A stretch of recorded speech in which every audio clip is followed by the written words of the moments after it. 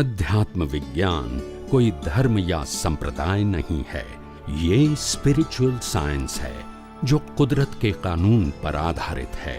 ये विज्ञान पूरे ब्रह्मांड के सभी रहस्यों को उजागर करता है और जीवन के सभी पहलुओं को समझने के लिए एक नई दृष्टि देता है।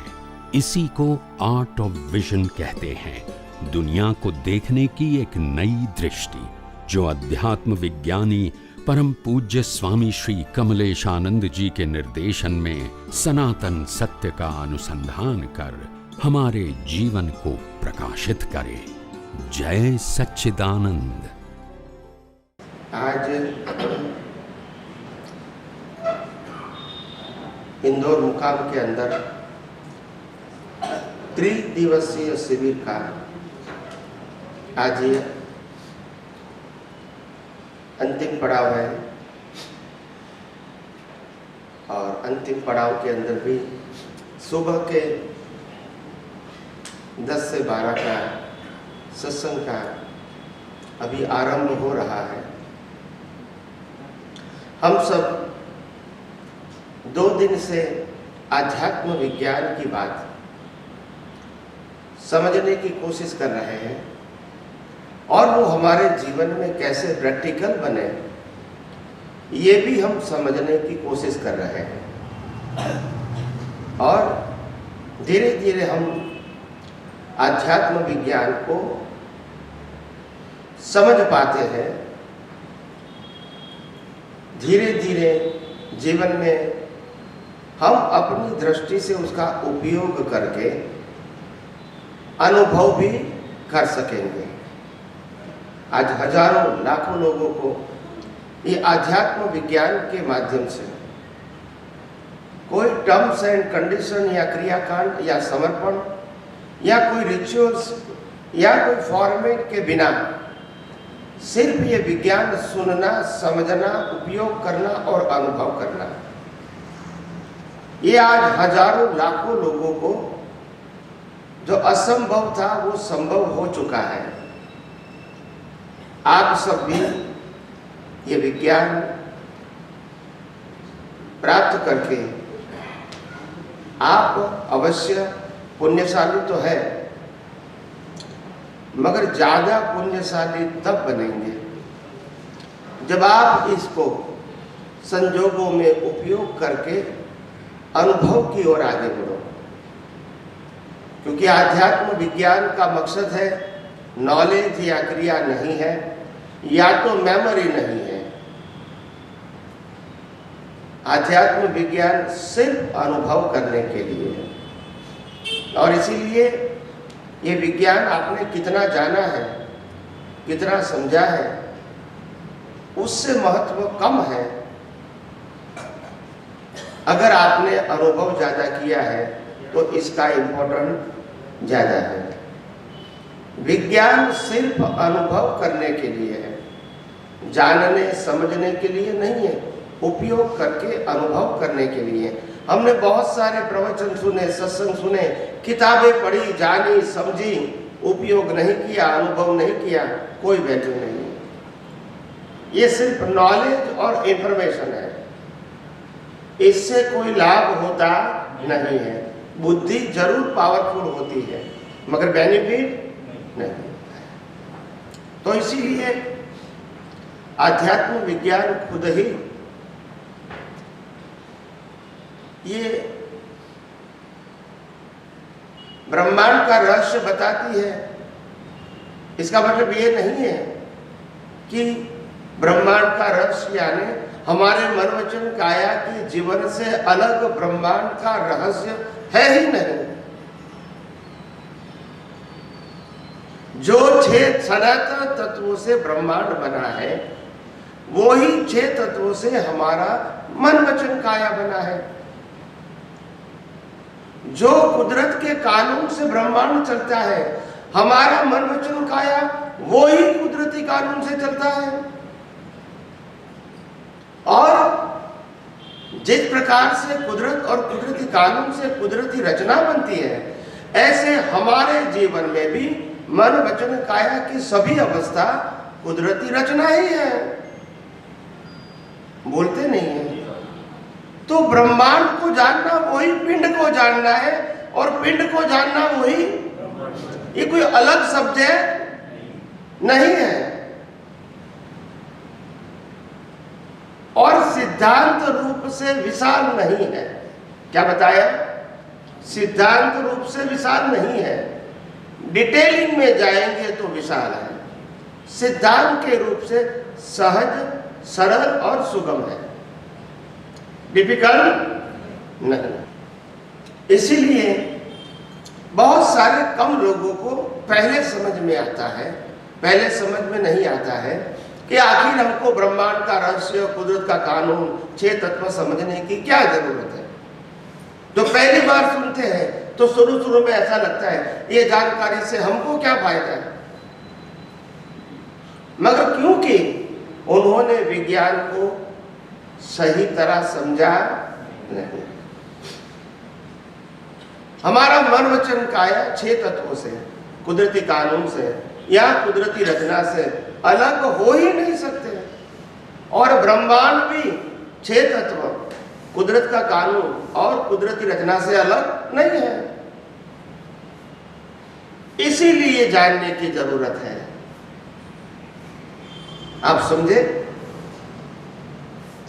और ब्रह्मांड के रहस्य को जानने की, अनुभव करने की क्षमता सिर्फ इंसान में ही है, और कोई गति में ब्रह्मांड के रहस्य को जानने की क्षमता नहीं। कहीं सारे लोग मेरे को कहते हैं कि देवलोक में जो देव रहते हैं, क्या वो ब्रह्मांड के रहस्य नहीं जान सकते? बोलते नहीं है।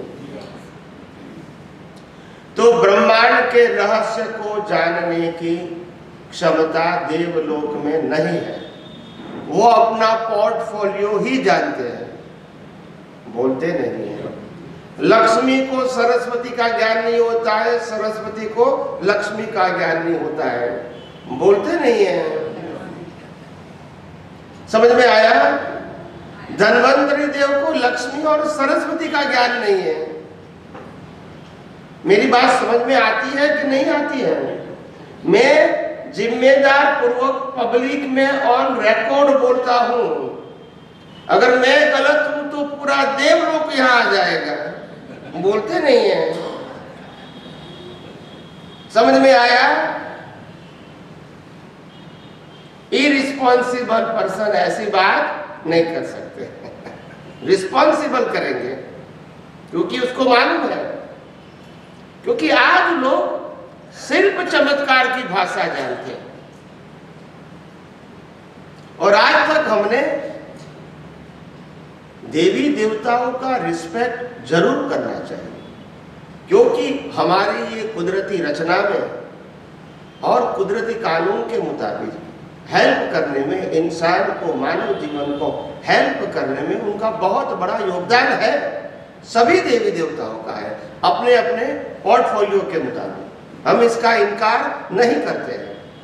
मगर जब सिद्धांत की बात आएगी, एक इंसान सभी ब्रह्मांड के रहस्य को जान सकता है, वो देवी देवता नहीं है। तो ये सिद्धांत की बात है कि इसमें उसको कम या ज्यादा बोलने की बात नहीं है। आज आप कहोगे कि डॉक्टर है, गोल्ड मेडलिस्ट है, आप बोल सकते हैं, मैं मना नहीं करूंगा। मगर मैं कहूंगा कि उनके सॉफ्टवेयर इंजीनियर का ज्ञान नहीं है, तो क्या ये गलत है? ये गलत है? सॉफ्टवेयर इंजीनियर को डॉक्टर का ज्ञान नहीं है तो क्या गलत है? बोलते नहीं है। तो यहां समझ में आता है, वहां क्यों समझ में नहीं आता है? ये भी पोर्टफोलियो है, वो भी। मगर लोगों का माइंड सेट हो गया है देवी देवता यानी हमारे ऊपरी, वो हमको हेल्प भी कर सकते हैं, नुकसान भी कर सकते हैं। ऐसा नहीं है। नहीं तो दुनिया चलेगी नहीं। दुनिया कुदरती कानून से चलती है, और देवी देवता कानून के अंदर है, बाहर नहीं। उनके पास अपने स्टेटस के मुताबिक क्षमता जरूर है, मैं उसको डिनाई नहीं करता हूं, मगर शक्ति का उपयोग करने से पहले कुदरती कानून बीच में आएगा। समझ में आया? नहीं तो लक्ष्मी देवी सभी को धनवान बनाने में उनको क्या तकलीफ है? बोलिए ना, उनको तकलीफ है पॉकेट में से देना है? नहीं, मगर ऐसा वो कर सकते हैं क्योंकि बीच में कुदरत का कानून आता है। कानून से बाहर कोई जी सकते हैं? 14 राजलोक के अंदर देवलोक, नरकलोक, मध्यलोक, मनुष्य लोक, कोई भी चारों लोक के अंदर कोई भी व्यक्ति कुदरती कानून से ऊपर नहीं। और इसीलिए सामर्थ्य होना अलग बात है और स्वतंत्रता होना अलग बात है। तीर्थंकर के पास भी सामर्थ्य है और चक्रवर्ती के पास भी सामर्थ्य है, अलग अलग फील्ड में, मगर कोई व्यक्ति दोनों में से स्वतंत्र समर्थ है, स्वतंत्र नहीं। समझ में आता है कि नहीं आता है? तो ये सब सिद्धांतों की बातों समझना पड़ेगा, तभी हम कहते हैं ये विज्ञान के बाद भीख और भय खत्म हो जाते हैं। भीख भी नहीं रहता है और भय भी नहीं रहता। जब सनातन सत्य जानोगे तो मालूम होगा भीख भय की कोई आवश्यकता ही नहीं है। और हम जितना शरीर के बारे में, शरीर के संजोगों के बारे में जितना ज्यादा सोचते हैं वो जरूरी नहीं। सोचने से क्या होगा? हम सोचेंगे ऐसा होगा वो जरूरी, और फिर नहीं होगा तो फिर क्या होगा? तनाव हो जाएगा। हमने तो ऐसा सोचा था और फिर ऐसा निकला, होता है। तो जीवन हमारे सबका हमारे कर्मों के मुताबिक फिक्स हो चुका है, जन्म से मौत तक का। जो मन वचन काया से जीते हैं इनकी बात करता हूं। और इसके बारे में आज कुछ भी सोचेंगे रिजल्ट में फर्क नहीं होगा। चाहे राम हो तो भी भुगतान करनी पड़ेगी, कृष्ण है तो भी भुगतान करनी पड़ेगी, और महावीर को भी करनी पड़ेगी। ज्ञान कितना भी क्यों ना हो, तीर्थंकर है तो भी करनी पड़ेगी, और वासुदेव चक्रवर्ती को भी कर्मों की भुगतान करनी पड़ेगी।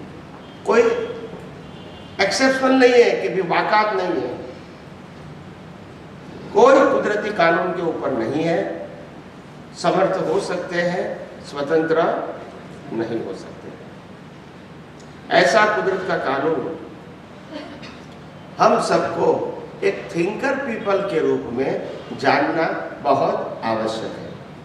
और ये कुदरत के कानून के माध्यम से ही हम पूरे ब्रह्मांड के सभी रहस्यों को उजागर कर सकते हैं। और अगर कोई रहस्य हमने जान लिया या तो अनुभव में आ गया, फिर भी अगर आप इनका अपने स्वार्थ के लिए उपयोग करोगे तो वो शक्ति चली जाएगी। आप समझे? और इसीलिए किसी के पास कोई भी सिद्धि परमानेंट होती, परमानेंट इसी के पास होती है जो यूज नहीं करते। क्या नहीं करते हैं? उपयोग अपने स्वार्थ के लिए, समाज और राष्ट्र के हित के लिए नैमित्तिक रूप से उदय कर्म के अधीन करते हैं, मगर अपने अंगत स्वार्थ के लिए नहीं करते। समझ में आया? भगवान महावीर ने गोसालक को तेजोलेशिया की सिद्धि का प्रयोग बताया था और उन्होंने सिद्ध भी कर दिया।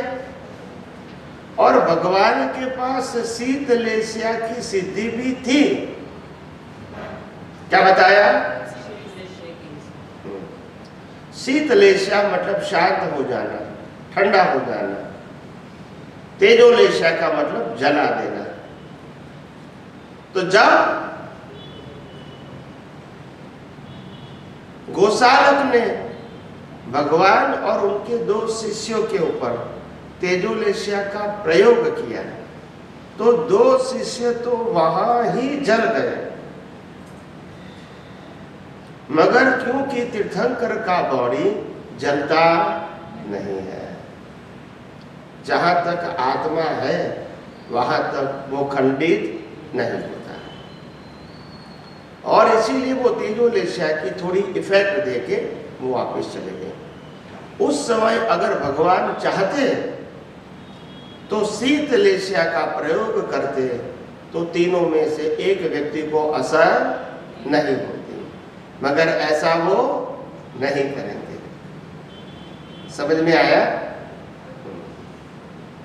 तो इसीलिए अपने अंगत स्वार्थ के लिए जब भी सिद्धि का उपयोग कर देते हैं अहंकार से, क्या बताया, तो फिर वो सिद्धि रहती नहीं है और आगे का प्रोग्रेस भी वहां रुक जाता है। तो कहने का मतलब यह है, यह अध्यात्म विज्ञान कुदरती कानून और कुदरती रचना को समझने के लिए बार बार इसीलिए कहते हैं कि क्योंकि ये कुदरती कानून से आपको केवल दर्शन और केवल ज्ञान तक पहुंचना है, बीच में रुकना नहीं। बीच में प्रलोभन तो बहुत है, क्या बताया, प्रलोभन बहुत है, मगर रुकना नहीं। इसीलिए विज्ञान के जब रहस्य जान लेते हैं तो फिर ऐसे महापुरुष ऐसे प्रलोभन में फंसते, वो आगे ही बढ़ता रहता है।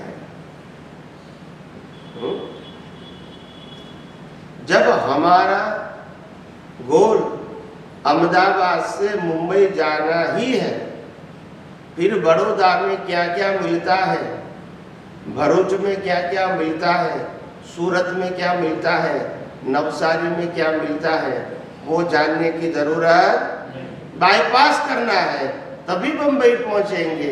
एग्जिट ले लिया तो फिर 2-4 अवतार घूमना पड़ेगा फिर बाहर निकलने के लिए। आप समझे ना? ऐसे मोह के बस, अज्ञानता के बस हम ज्ञानी पुरुष ने बताए हुए अनुभव मार्ग को चूक जाते हैं, एग्जिट ले लेते हैं। क्या करते हैं? फिर 2-4 अवतार वहां चले जाते हैं, फिर मार खाएगा, फिर बाहर आएगा। आप समझे ना? एक बात जरूर ध्यान रखना कि सीढ़ी के माध्यम से आप 100, 200, 500 पगथियां तो चढ़ गए, मगर दूसरे एंगल से अगर आपने स्लीपरी में बैठ गए तो फिर क्या हो गया? बोलते नहीं है। फिर वहां से ऊपर जा सकते हैं, फिर वही सीढ़ी को ही चढ़ना पड़ेगा, बोलते नहीं है। हाँ कि ना?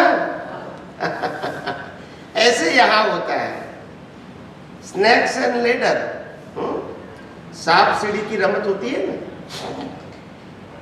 ऐसे जीवन में भी ऐसा ही होता है, हर व्यक्ति के जीवन में होता है। थोड़े अच्छे समय आता है तो इंसान इतने ऊपर चले जाते हैं अपने विचारों के माध्यम से, और जब नेगेटिव विचार आते हैं तो एकदम गिर जाता है। अभी क्या करेंगे, कल क्या होगा, इतने टेंशन में आ जाते हैं। ये दोनों अज्ञानता है। क्या है? अज्ञान। तो ये विज्ञान, आध्यात्म विज्ञान सभी प्रकार की अज्ञान को मिटाने का काम करता है, इरेज करने का काम करता है। और जैसे जैसे अज्ञान मिटेगा आपका डेवलपमेंट बढ़ेगा। दुनिया को देखने की जो ब्रॉडनेस है, शार्पनेस है, डीपनेस है, वो अपने आप आएगी। और ज़्यादा आप संजोगों में विज्ञान का उपयोग कर सकोगे। तो मेरा कहने का मतलब ये है कि ये आध्यात्म विज्ञान अपने आप में ही बहुत बड़ा और अल्टीमेट साइंस है। जिनको भी इस दुनिया से मुक्ति पाना है, जन्म मरण से मुक्ति पाना है, भीख और भय, जो मोह के वश भीख और भय बना हुआ है, तो इसको मिटाना है और चारों गति में घूमने की जो हमारी यात्रा है इसको समाप्त करना है। तो ये आध्यात्म विज्ञान ही दुनिया में ऐसा एक ही और अजोड़ विज्ञान है। और विज्ञान कभी भी दो प्रकार के नहीं होते हैं। धर्म अनेक प्रकार के हो सकते हैं, विज्ञान नहीं हो सकते। और हजारों साल के बाद ये विज्ञान रीओपन हुआ है। क्या हुआ है? अभी तक किसी के मुंह से या कोई भी व्यक्ति के माध्यम से हमने ये विज्ञान सुना नहीं था। धर्म की बहुत बातें हमने सुनी है, पाप पुण्य की बहुत बातें सुनी है, प्रायश्चित की बहुत बातें सुनी है, शुभ अशुभ की बहुत बातें हमने सुनी है, मगर सनातन सत्य की बातें हमने नहीं सुनी, जो ये विज्ञान के माध्यम से आपको मालूम होता है। और इसीलिए मैं मानता हूं कि ये विज्ञान अपने आप में ही बहुत सक्षम है। जो विज्ञान के माध्यम से कोई भी व्यक्ति मुक्ति के मार्ग में आसानी से जा सकते हैं। ये कोई डिफिकल्ट रास्ता नहीं, समझाने वाला चाहिए और समझने की क्षमता चाहिए, फिर आगे बढ़ना आसान है। अगर समझाने वाला है मगर समझ नहीं सकते हैं तो भी डिफिकल्ट है, और समझने वाला पावरफुल है, समझाने वाला नहीं है तो भी आगे बढ़ना डिफिकल्ट है। दोनों कुछ इंटरेस्ट चाहिए। और इसीलिए ज्यादातर बुद्धिशाली लोग, थिंकर लोग तो हर समय विश्व के अंदर उपस्थित होते हैं, मगर ये अनुभव के विज्ञान को, सनातन सत्य को बताने वाले हर समय उपलब्ध होते नहीं है। और इसीलिए आपके पास कोई ऑप्शन भी नहीं है। क्या करोगे? एक जमाने में हमको यहाँ से अमेरिका किसी से बात करना है तो इतना आसान नहीं था। ट्रंक कॉल बुक करवाना पड़ता था, और बुक करवा के कहेंगे आधा पौना घंटा होगा, हमको वेट करना पड़ता था। और अगर आगे पीछे हो गए और वहां से फोन आया, आपने रिसीव किया नहीं तो फिर कट हो गया, फिर 1 घंटा लगेगा। या सुन लो, ऐसी सिस्टम थी, यानी हम डिपेंडेंट थे किसी के ऊपर। मगर आज ऐसा नहीं है, क्योंकि संशोधन ऐसा हो गया, हम जब चाहे तब किसी भी व्यक्ति के साथ पूरी दुनिया में बात कर सकते हैं, एनी मोमेंट। यह सुनो, इसको कहते हैं टेक्नोलॉजी। क्या कहते हैं? टेक्नोलॉजी।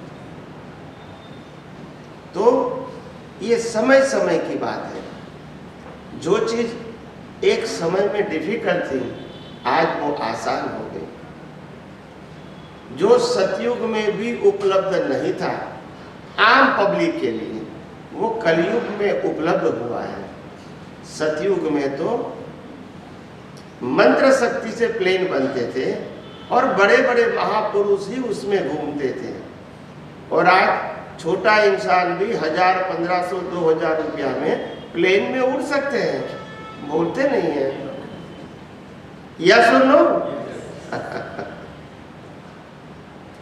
पहले जमाने में हमारे ऋषि मुनि लोग जो समर्थ होते थे वो कहते थे हमारे पास सिद्धि है, इसीलिए हम यहाँ से 500,000 फीट दूर या 500 किलोमीटर दूर क्या हो रहा है वो हम यहाँ बैठे बैठे जान सकते हैं। जो महाभारत के अंदर किसने किया था? संजय। समझ में आया? आज हम यहाँ बैठे बैठे अमेरिका में क्या हो रहा है वो देख सकते हैं, जो दृष्टि संजय के पास भी नहीं थी। बोलते नहीं है या सुनो, उनके पास तो लिमिटेड रेडियस थे, हमारे पास तो अनलिमिटेड है। 10,000 किलोमीटर दूर भी अभी क्या चल रहा है वो देखना है लाइव तो देख सकते हैं या सुनो। तो ये टेक्नोलॉजी हो गई। क्या हो गई? टेक्नोलॉजी। एक जमाने में उसको सिद्धि कहते थे, आज वो क्या हो गई? टेक्नोलॉजी। समझ में आया? लोग कहते हैं कि आकाश में कैसे उड़ सकते हैं, आकाश में कैसे बातें कर सकते हैं, आकाश में कैसे मीटिंग कर सकते हैं, आकाश में कैसे खाना खा सकते हैं, मगर लोग खाते हैं हजारों फीट ऊपर, मीटिंग भी करते हैं, शादी भी करते हैं। बर्बादी तो नहीं कहूंगा मगर शादी तो करते हैं ना। बोलो, आज सुबह ही एक मैसेज आया वीडियो, और वीडियो में था अहमदाबाद में हवाई रेस्टोरेंट जो जमीन से 2,000, 3,000, 4,000, 5,000 फुट आपको ले जाएंगे पूरे पैकेज को। पैकेज समझते हैं? और वहां ही खाना परोसेंगे और चारों ओर ग्लास होंगे और वो उड़ता ही रहेगा और आपको खाना खाना है और चारों ओर मुआयना भी करना है। ग्लास वाली बॉल है, क्या है? तो आप देख सकते हैं। समझ में आया? तो क्या नहीं होगा बताइए? हर नया नया संशोधन होता ही रहेगा, इनोवेशन। आज युवा लोग बहुत, भारत देश के अंदर तो वैसे पहले से ही सक्षम थे, मगर क्योंकि इनको अपॉर्चुनिटी नहीं मिलती थी और इनको लोगों को बताने का मौका नहीं मिलता था। आज तो छोटी सी बात कर दिया, वीडियो बना दिया, रख दिया, लाखों लोग देखते हैं। किसी को इनविटेशन की जरूरत आप समझे ना? तो बहुत कुछ हो सकता है, ऐसा नहीं कि नहीं हो सकता, हो सकता है। हमने गुजरात में सौराष्ट्र के अंदर एक जगह देखी, एक जगह पे ऐसा देखा, राजदूत आता है ना,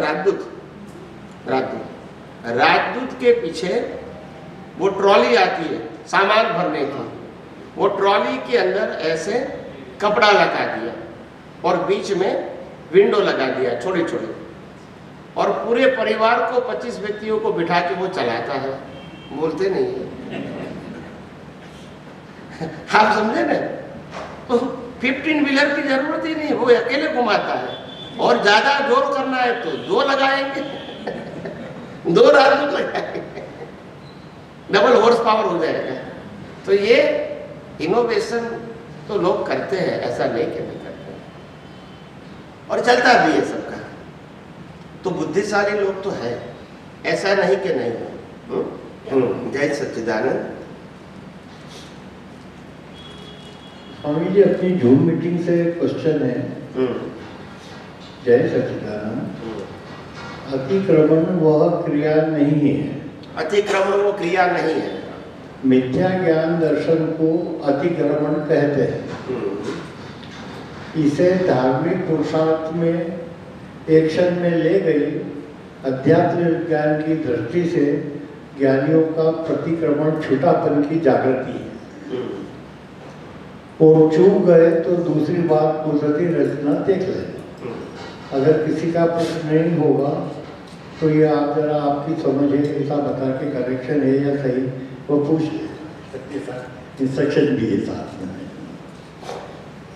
अतिक्रमण और प्रतिक्रमण। अतिक्रमण दो प्रकार का है और प्रतिक्रमण भी दो प्रकार का है। एक भाव अतिक्रमण जिसको कर्म कहते हैं, और दूसरा द्रव्य अतिक्रमण जिसके अंदर इनको कर्मों का फल मिलता है मगर दुख स्वरूप मिलता है। क्या मिलता है? तो इसको अतिक्रमण कहते हैं। समझ में आया? मगर जो बाहर जो अतिक्रमण दिखता है, झूठ बोलना, कपट करना, हिंसा करना, ये अतिक्रमण नहीं है, ये उदय करना है। क्या है? यानी कर्मों का महाभारत हुआ था, रामायण हुआ था, वो कर्म नहीं था, कर्मों का भले अतिक्रमण देखने में है मगर वास्तव में उदय करना था। अतिक्रमण तो तब हुआ था जब पिछले अवतार में भाव किए थे। समझ में आया? मगर दुनिया के लोग एक्शन को अतिक्रमण कहते हैं और मानते हैं। या सुनो, मन वचन काया की गलती को अतिक्रमण कहते हैं और मानते हैं, और उस गलती के लिए माफी मांगना इसको प्रतिक्रमण कहते हैं, क्षमापना कहते हैं। समझ में आया? तो अध्यात्म विज्ञान कहता है कि क्षमा मांगना अगर वो प्रकृति का उदय है तो कोई तकलीफ, जैसे अतिक्रमण भी उदय है और प्रतिक्रमण भी उदय है, तो कोई तकलीफ नहीं है विज्ञान। मगर प्रतिक्रमण को पुरुषार्थ मानोगे, क्या मानोगे? ये अज्ञान है। कैसे अज्ञान है?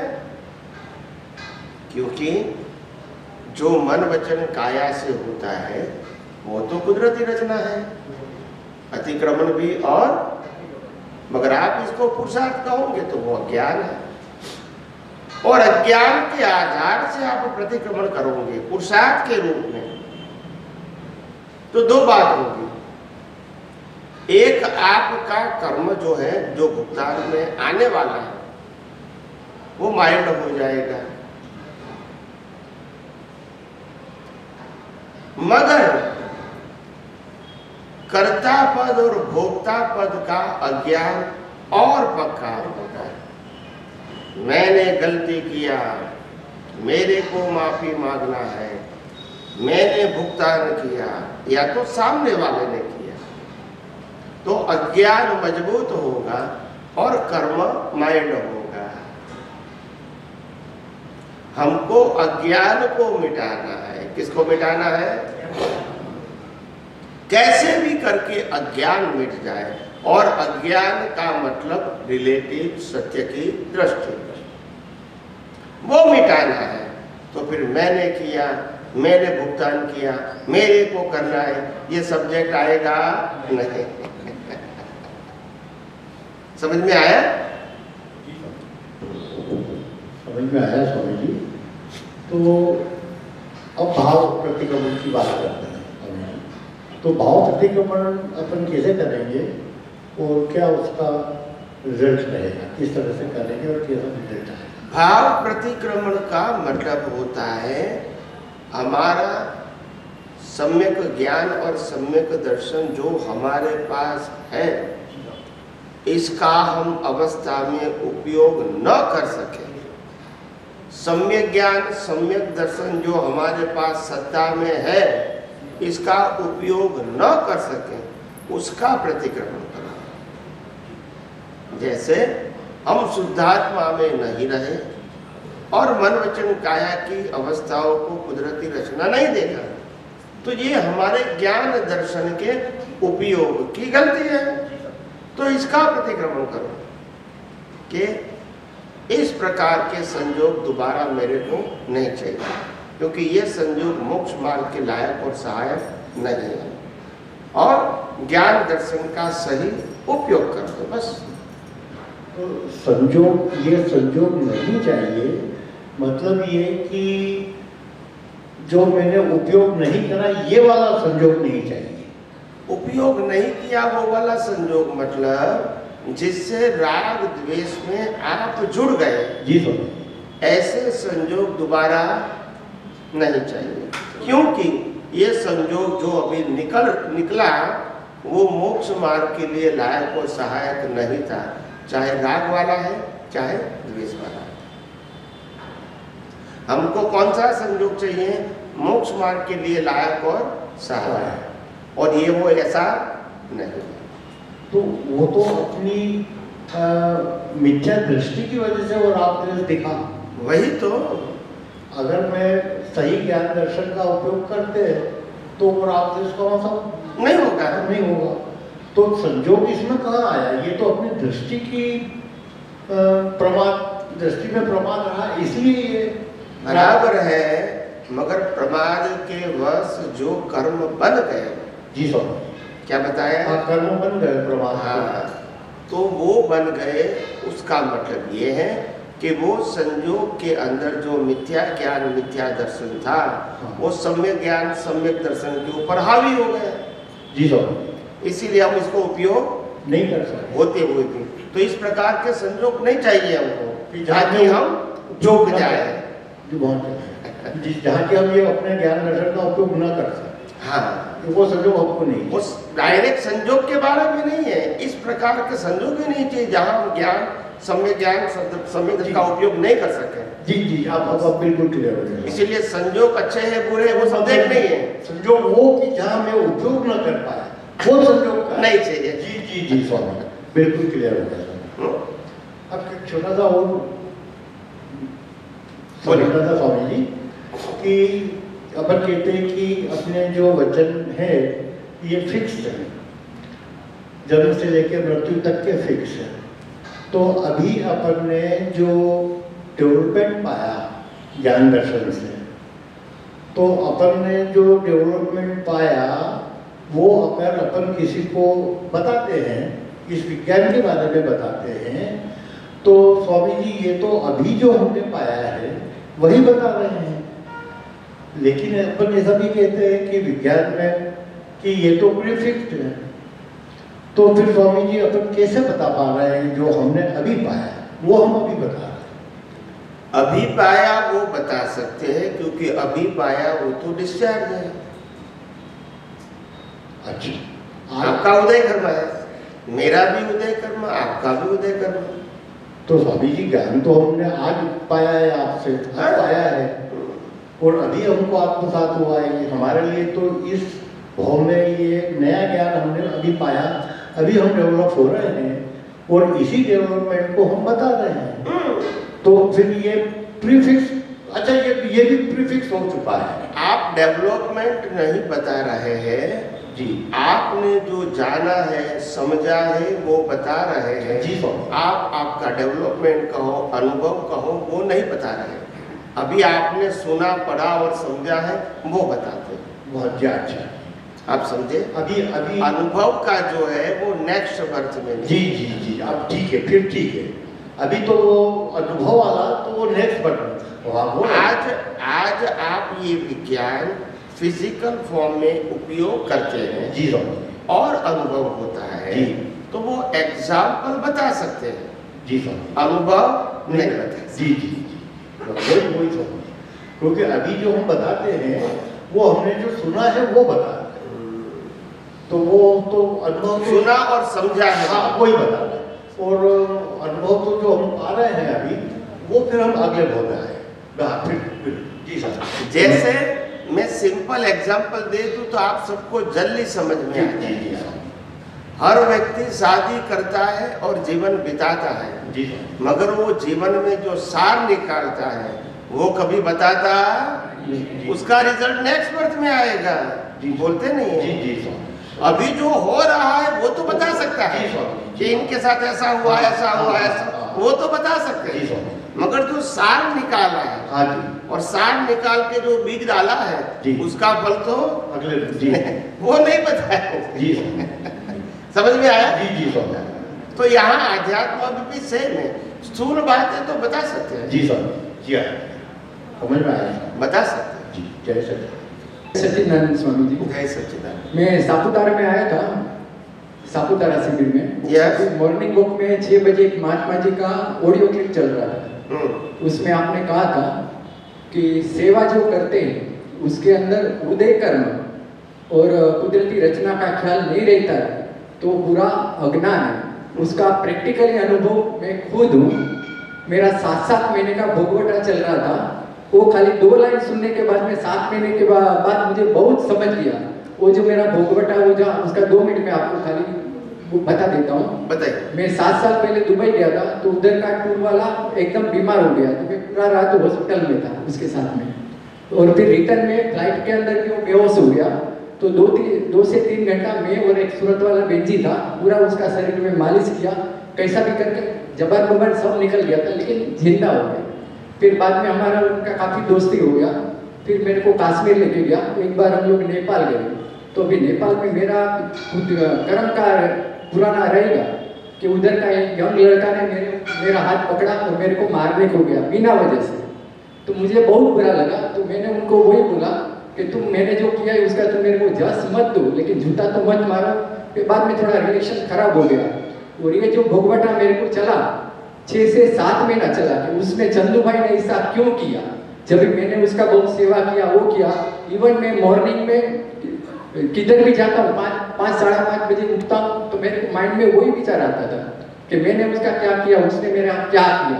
लेकिन सापुतारा शिविर में आपका यूके का शायद वो वीडियो क्लिप था, 2 ही मिनट आपने बताया कि सेवा करते हैं उसमें कुदरती रचना और वो उसका ज्ञान होना जरूरी है। अगर वो ज्ञान नहीं रहेगा तो टोटली अज्ञान है। तो फिर मेरे को एकदम क्लिक हो गया कि मैंने जो किया ये तो मेरा ही कर्म का थियरी है। उसने मेरे ऊपर हाथ उठे मारा नहीं, लेकिन मारने को गया तो मेरा ही गलती है भाई। फिर मैं पूरा भूल गया और एकदम मेरा भगवता एकदम क्लियर हो गया। तो और आपके बारे में तो क्या 2 लफ्ज भी मैं बोल नहीं सकता हूँ। कोई मेरे पास लफ्ज ही नहीं है कि अगर आप अपने को मिलते नहीं थे तो मेरा क्या होता था। जय सच्चिदानंद। जय सच्चिदानंद।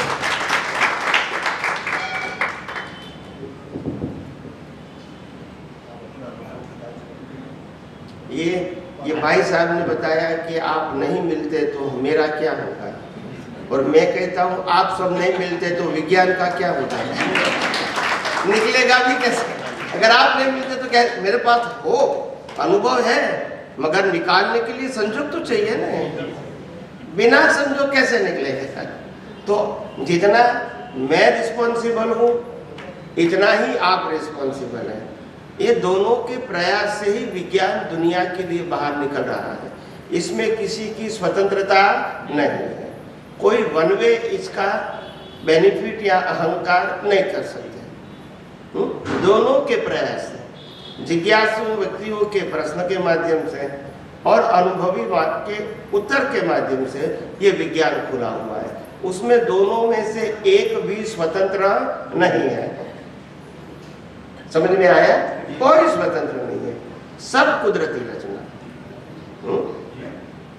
तो और इसीलिए मैं जो लोग साइंटिस्ट हैं और आज सत्संग कर रहे हैं, मैं सबको यही कहता हूँ कि आपको ये विज्ञान का मालिक बनना नहीं, स्पीकर रूप से भी मालिक बनना नहीं।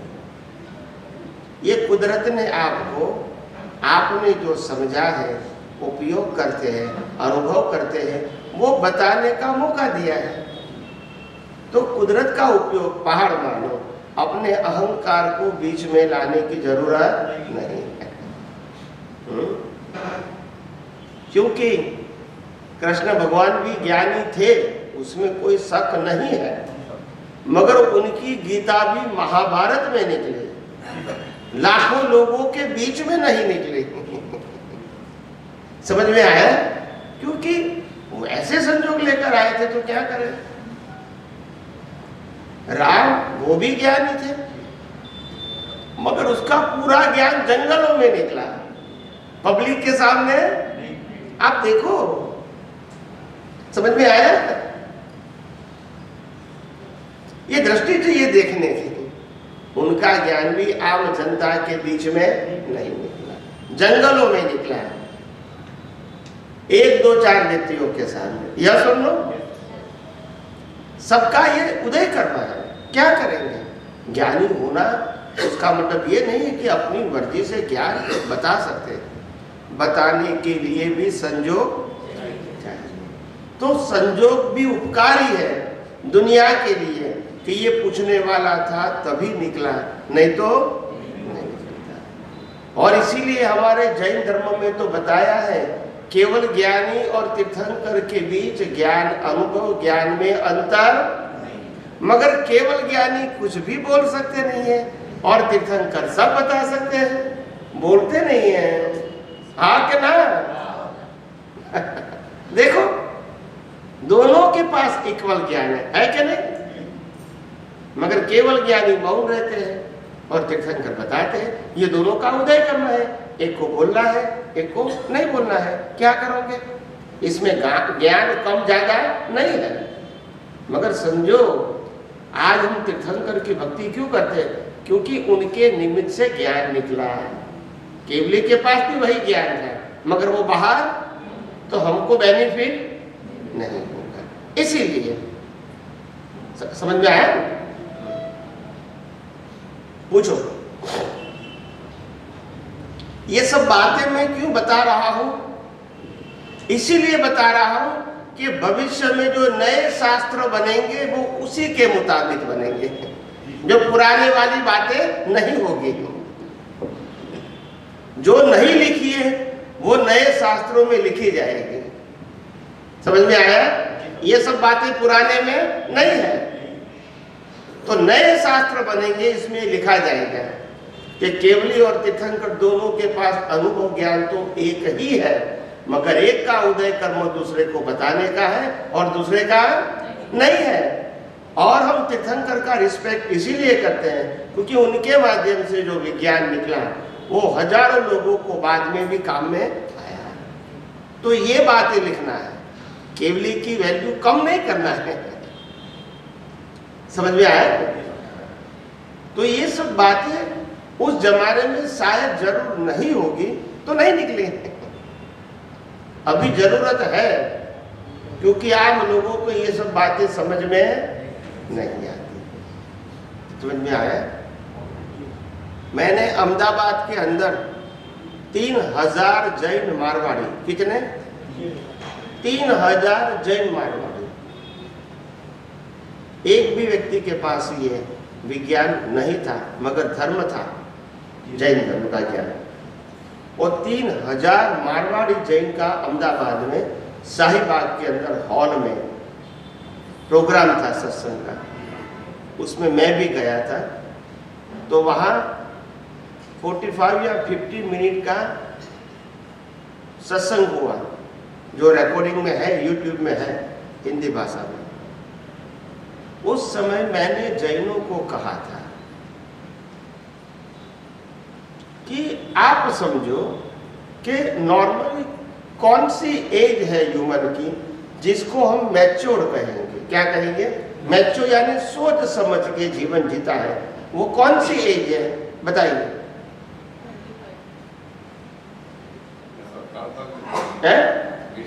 18 साल या 20 साल गिनो, चलो ठीक है। 20 साल की उम्र में कोई भी व्यक्ति मैच्योर हो जाता है और अपने सोच समझ के जीवन जीना चाहता है। जी सके न सके वो अलग बात है, मगर उनके पास सोच तो है कि क्या सही क्या गलत। इतनी तो सोच 20 साल की उम्र में होती है। तो 20 साल की उम्र में आपके पास जो ज्ञान दर्शन था, 20 साल की उम्र में, और आज आपकी उम्र हो गई है 50 साल, यानी 30 साल से आप सोच समझ के धर्म का पालन कर रहे हो। आउट ऑफ 50 बराबर है। तो 20 साल की उम्र में जो क्रोधमान मायालोभ मेरे पास था, 50 साल की उम्र में अगर सोचा समझा मैंने धर्म का ज्ञान दर्शन का पालन किया है, तो मेरा कषाय राग द्वेष कम होगा या ज्यादा होगा? बोलो। कम होगा। मगर होता क्या है?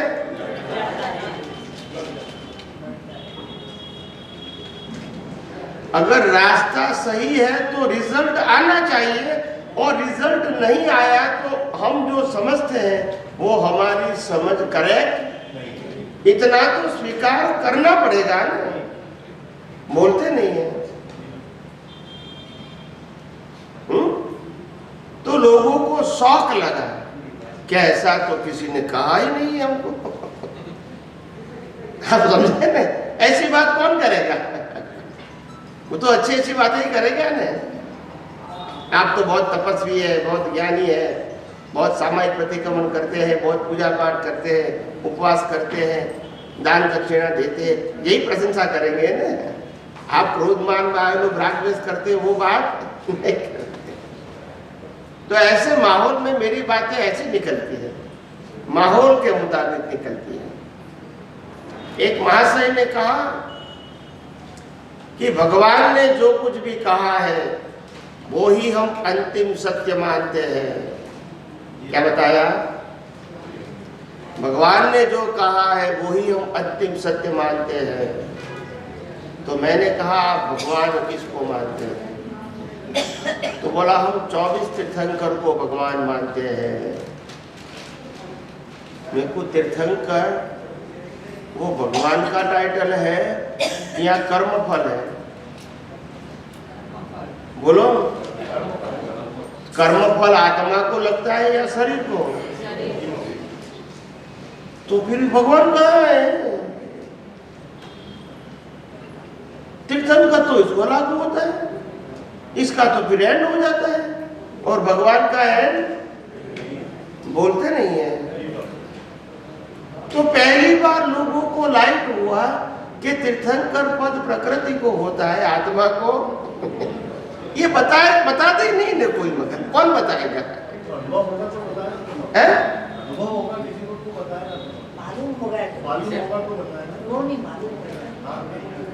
तो क्या करेंगे? इतने सारे लोग हैं, धर्मगुरु है, क्या किसी को नहीं मालूम? ऐसा है।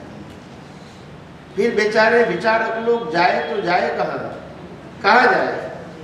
तो इसीलिए उनके लिए नए शास्त्र बनना है। आप समझे ना? पुराने शास्त्रों में ये सब बातें नहीं है, तो नए शास्त्रों में ये सब बातें आएंगी। बात तो सनातन सत्य है, कोई व्यक्ति की नहीं, मगर सनातन सत्य जो धर्म के माध्यम से बाहर निकलता है वो सांप्रदायिक रूप से निकलता है। बस ये तकलीफ है।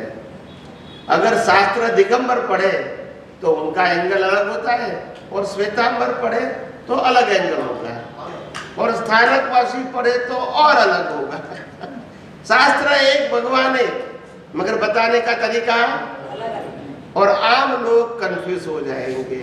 यह सब लोग ऐसी बात है। सब लोग अपने ही संप्रदाय को प्रोजेक्ट करते हैं, कोई सनातन सत्य की बात नहीं करते हैं। इसीलिए आम लोग कंफ्यूज है कि भगवान दिगंबर थे या श्वेतांबर, बोलते नहीं है। अभी क्या कहेंगे? आप समझे? तो कहने का मतलब कपड़े से, शरीर से, क्रिया से, आत्मज्ञान से क्या मतलब है? बताइए मेरे को। समझ में आया? मगर ये सब लोगों के दिमाग में सेट कर दिया है। क्या कर दिया है? कई लोग कहते हैं हमको, स्वामी जी आप जो बड़ी बड़ी बातें करते हैं, मगर हमारे तो धर्मगुरु और शास्त्रों में स्पष्ट लिखा है कि बिना दीक्षा मोक्ष ही नहीं है। क्या बताया? बिना दीक्षा मोक्ष ही नहीं है। तो मोक्ष के लिए दीक्षा लेना जरूरी है, ऐसा हमारे शास्त्र और धर्मगुरु बताते हैं। तो मैंने कहा वही शास्त्र और वही धर्मगुरु ये भी कहते हैं कि नट का नाचते भी केवल ज्ञान हुआ, शादी के अंदर भी केवल ज्ञान हुआ, हाथी की अंबाड़ी के ऊपर भी केवल ज्ञान हुआ। बोलते नहीं है, वो भी शास्त्र में लिखा है और धर्मगुरु ही बताते हैं। ऊपर से आकाशवाणी नहीं होती है, बोलते नहीं है। तो अभी क्या करेंगे? आप समझे? दीक्षा का मतलब था ज्ञान का संयम। क्या था? शरीर का संयम है वो तो बाह्य दीक्षा है। ज्ञान का संयम यानी अज्ञान का प्रभाव को खत्म करने का ज्ञान, इसी को कहते हैं दीक्षित। जिस व्यक्ति के ऊपर अज्ञान का प्रभाव ही नहीं होता है, रिलेटिव सत्य का प्रभाव ही नहीं होता है, वो सच्ची ज्ञान दीक्षा है। समझ में आया? कपड़े बदलने से क्या फायदा? वो लौकिक सत्य है। क्या है? लौकिक सत्य है। अलौकिक सत्य वो ज्ञान दर्शन का विषय है, वो बाह्य विशेष नहीं। आप समझे ना? तो आज तक तो कहीं सारे जो संत होते हैं, खास करके सन्यासियों का तो ड्रेस फिक्स होता है, त्यागियों का ड्रेस तो फिक्स होता है, मगर जो संत होते हैं वो तो अलग अलग प्रकार के कलरिंग ड्रेस पहनते हैं। नहीं पहनते हैं? तो वो कहते हैं स्वामी जी तुम भी कलरिंग पहनो। तो मैंने कहता हूं मैं ये लहंगा जब्बा 8 साल की उम्र से पहनता था और वही मेरा नॉर्मल ड्रेस है। क्या है? मेरे को कोई दिक्कत नहीं है। आप समझे ना? कलर वही, कपड़ा भी वही, सिर्फ साइज छोटी बड़ी हो जाती है बस। बाकी वही काम। तो इसमें क्या है? ये कोई दिखाने की चीज थोड़ी है। कपड़ा अपनी व्यवहार मर्यादा है, इसमें कोई संशय नहीं है, मगर कपड़े से ज्ञान प्रदर्शित होता है, वो तो भ्रांति है। क्या है? और इसीलिए कोई कलर वाला पहनता है तो भी हमको दिक्कत नहीं है, और कोई बिना कलर वाला पहनता है तो भी दिक्कत नहीं है, और कोई व्यक्ति सिंबॉलिक पहनता है कि भाई सन्यासी तो ऑरेंज कलर का पहनेंगे, जैन साधु तो व्हाइट ही पहनेंगे, तो वो सिंबॉलिक हो गए, इसमें भी कोई दिक्कत। मगर कपड़े से ज्ञान है वो मान्यता गलत है। कपड़ा एक सिंबल है, व्यवहार में भी और धर्म के मार्ग में, वो हम मानते हैं, मगर कपड़े के आधार से ज्ञान है, अनुभव है, वो करेक्ट नहीं है। ये कहने का मतलब है आप आपकी मर्यादाओं के अधीन या तो व्यवस्थाओं के अधीन आपको यूनिफॉर्म बनाओ, ठीक है, लोगों की पहचान के लिए, जैसे स्कूल कॉलेज में यूनिफॉर्म होता है ना, तो आइडेंटिफिकेशन होता है बच्चे का। ऐसे अगर धर्म के मार्ग में भी है तो अच्छी बात है, कोई गलत नहीं है, मगर इसको ज्ञान से जोड़ने की जरूरत नहीं है। एक व्यवस्था का साधन है, वो करेक्ट है, ज्ञान को जोड़ने की जरूरत नहीं। आज मैं थोड़ा एक साइंटिफिक दृष्टि से जवाब मांगना चाहती हूँ कि जैसे साइंस में, अरे आध्यात्म में आत्मा, मूल आत्मा की बात है यहाँ पे, मूल आत्मा की मैं यहाँ बात करूँ। मूल आत्मा द्रव्य गुण पर्याय, ठीक है, आ गया, और यहाँ पे संसार पूरा अज्ञानता से, बीच में ज्ञान, अज्ञान, ज्ञान, विज्ञान, विज्ञान से अनुभूति, ज्ञान से हम अज्ञान को नष्ट करेंगे और ज्ञान में आते हैं अनुभूति हमको मिलेगी। केवल ज्ञान तक हम पहुँच सकते हैं। केवल ज्ञान का मतलब है सिर्फ ज्ञान, टोटल ज्ञान A to Z। जो तीर्थंकर बोलेंगे उसके पास सारा ज्ञान रहेगा A to Z, वो कुछ भी कहीं से भी पूरा ब्रह्मांड करना बता सकता है। एंड दैट इज दैट ज्ञान, वो ज्ञान तीर्थंकर को ओपन हो जाता है at last stage, last birth. और हम अभी, आप जैसे हम बता रहे हैं कि अभी दर्शन में है, आपका दर्शन हम लोग से बहुत ज़्यादा दूर है और हम लोग आस्ते आस्ते उसको आप ओपन कर रहे हैं। अब साइंटिफिकली जो क्रिया हो रही है यहाँ पे, मूल आत्मा का ज्ञान, ये अज्ञान और ज्ञान से हम मूल आत्मा की तरफ हमको जाना है। अज्ञान से पूरा संसार हो गया, ज्ञान से हम है नहीं मूल आत्मा। तो अभी जो साइंटिफिक प्रक्रिया जो हो रही है, वो जो प्रक्रिया कर रहा है पर्टिकुलर बीच का जो, जिसको हम लाइव प्रतिष्ठित आत्मा आप कहते हैं, लाइव जो प्रतिष्ठित आत्मा है ना, वो क्या करता है कि डिस्चार्ज वाला पार्ट तो पूरा टोटली मैकेनिकल आपने कह दिया, प्लेयर कह दिया, मशीन कह दिया उसको। और जो लाइव पार्ट वाले को आप क्या कहेंगे, उसका आप एक नाम क्या देंगे पर्टिकुलर? लाइव प्रतिष्ठित आत्मा जो चार्ज करता है, उसका आप क्या नाम देंगे? वो उसको थोड़ा साइंटिफिकली अगर आप बताएंगे ना, तो क्या है ना, बहुत क्लियर हो जाएगा। जो आम जनता को बहुत हमें परेशानी होती है कि हम यहाँ रहे कि हम यहाँ हैं, ये चीज का एक नाम देके और उसको थोड़ा समझाएं तो क्या है ना, बहुत अच्छे से हमें क्लियर हो जाएगा कि कैसे मूल आत्मा को प्रतिष्ठित आत्मा कैसे यूज करते, कैसे ये पूरा संसार होगा, ये मैं जानना चाहती हूँ। लाइव प्रतिष्ठित आत्मा का बहुत सारा नाम है। इसका पहला नाम है लाइव ईगो, जीवंत अहंकार। Who I am, बॉडी और soul, they decide. Live ego decide करेगा, शरीर आत्मा दोनों है, मगर मैं क्या हूं वो नक्की करेगा लाइव वाला पार्ट। समझ में आया? शरीर आत्मा दोनों है, मगर लाइव वाला पार्ट दोनों से अलग है, और वो डिसाइड करेगा कि मैं शरीर हूं या मैं आत्मा, क्योंकि दोनों है, दोनों में से एक भी नहीं है ऐसा नहीं है। मगर अगर मैं शरीर हूं ऐसा मानता है तो उनके पास रिलेटिव सत्य का ज्ञान है, और आत्मा हूं ऐसा मानता है तो वो सनातन सत्य का ज्ञान है। वही लाइव ईगो के पास।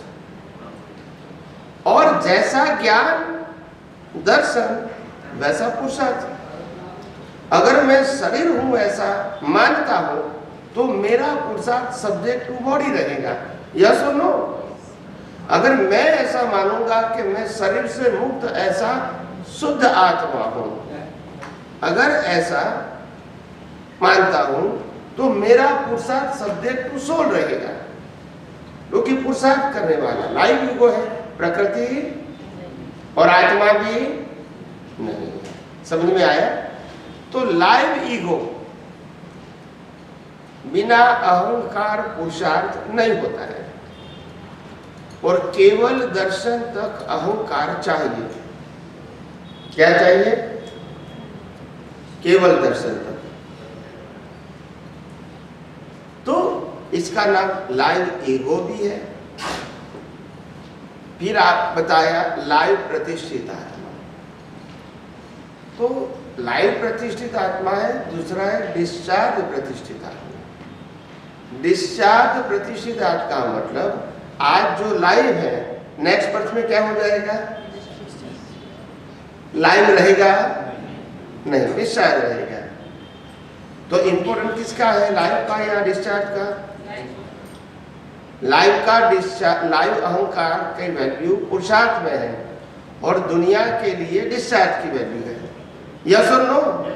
दुनिया को ये दिखाता है, ये नहीं दिखाता है। समझ में आया? इसके आगे इसका तीसरा नाम है मिश्र चेतन, जो चेतन भी नहीं है और जड़ भी नहीं है, दोनों का कॉम्बिनेशन है।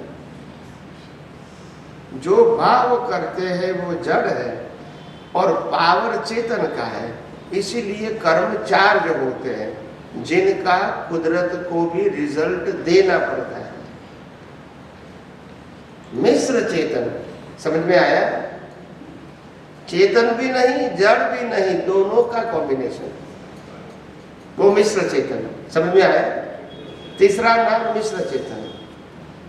और चौथा नाम ज्ञानी पुरुष दादा भगवान ने बताया था, बावो। हूँ मंगलदास अने बावो। समझ में आया? हूँ का मतलब है शुद्ध आत्मा, मंगलदास का मतलब होता है देहधारी, और बाबा का मतलब होता है your status, who am I, either body और सोल। समझ में आया? तो कॉन्सेप्ट तो एक ही है, टाइटल बदलने से प्रिंसिपल बदलते नहीं है। वो तो वही, लाइव अहंकार कहूंगा तो भी वही स्टेटस रहेगा, लाइव प्रतिष्ठित आत्मा कहूँ तो भी वही स्टेटस रहेगा, मिश्र चेतन कहूँ तो भी वही स्टेटस रहेगा, और बाबा कहूंगा तो भी वही स्टेटस रहेगा। नाम अलग अलग है, मीनिंग एक ही है।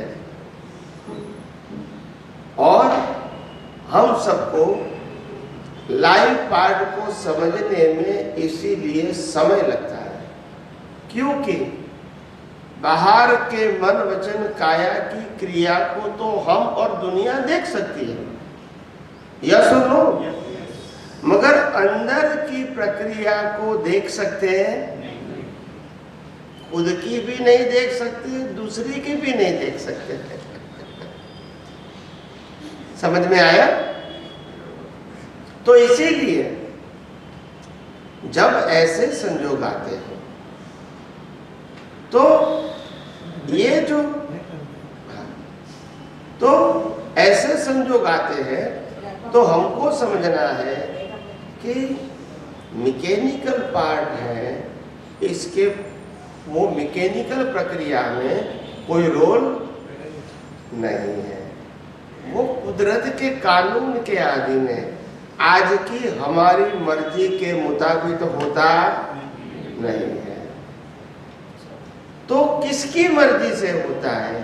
तो पिछले अवतार में जो कर्म बीज डाल के जो प्रोग्राम बनाया है, इसकी मर्जी से ये प्लेयर प्ले होता है,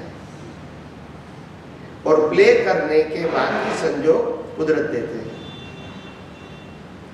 अभी हम नया बीज डालते हैं अंदर, जिसको भाव सत्ता बोलते हैं, और बीज डालने का काम लाइव ईगो का है या लाइव प्रतिष्ठित आत्मा का है।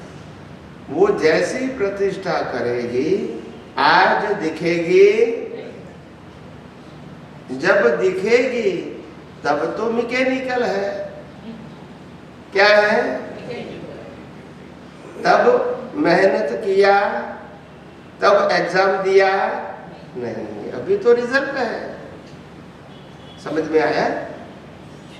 मेहनत एग्जाम में होती है, पुरुषार्थ एग्जाम में होता है, रिजल्ट में पुरुषार्थ नहीं होता है, मगर दिखता है रिजल्ट की वैल्यू।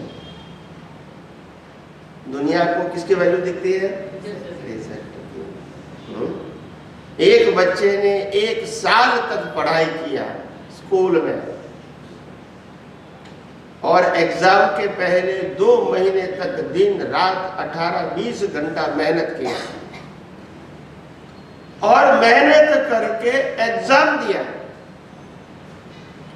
वो पेपर यूनिवर्सिटी में गया है, और यूनिवर्सिटी के अंदर पेपर का एग्जामिनर ने एग्जाम का मार्क दिया, और 2-3 महीने के बाद रिजल्ट आया। और जब बच्चा रिजल्ट लेने के लिए गया तो 100 में से 80 बार लोगों ने धन्यवाद तब दिया, पूरी साल मेहनत किया उसके लिए धन्यवाद नहीं दिया। बोलते नहीं है रिजल्ट के लिए। मेहनत तो पहले, रिजल्ट में मेहनत थी, रिजल्ट में मेहनत थी। मगर दुनिया को तो रिजल्ट ही दिखेगा ने, एग्जाम और एग्जाम के पहले की मेहनत नहीं दिखेगी। तो ये समझाने के लिए है, दुनिया जो देख रही है, 5 इंद्रियों से अनुभव रही है, वो रिजल्ट है।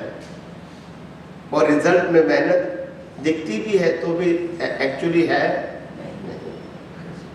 हम सबको मालूम है कि हमारे सबके जीवन में कितनी बार ऐसा हुआ है, जो काम हमको डिफिकल्ट या इम्पॉसिबल लगता है वो तुरंत हो जाता है, और जो पॉसिबल और आसान लगता है वो होता ही नहीं है प्रयास करने के बावजूद, क्योंकि यही कर्मों का फल है।